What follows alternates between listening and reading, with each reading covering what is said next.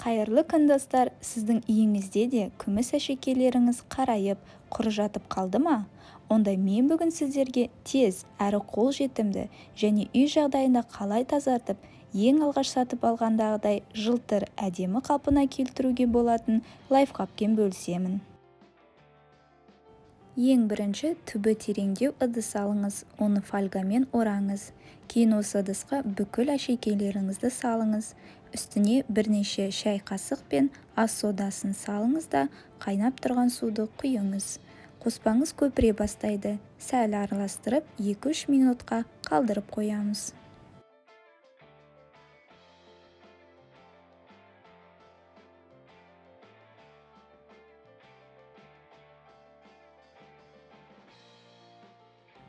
Бірнеше минут өткеннен кейін көріп тұрғандарыңыздай суымыз қарая түскен. Кейін таза суға салып, оны шайқап, қолыңызбен кішкене езгілеп жіберіңіз. Кейін сүлгіге қойып кептіріп аламыз.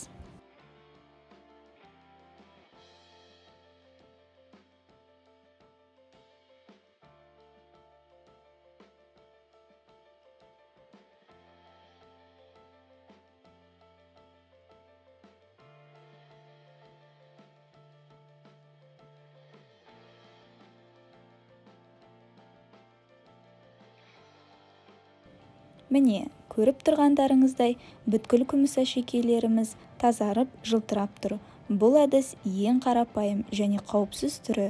Өйткені тазалау барысында әшекейлеріңізге ешқандай зақым тимейді. Міндетті түрде осы әдісті қолданып көріңіз және лайк басып каналға жазылуды ұмытпаңыздар. Сіздермен болған топ деректер.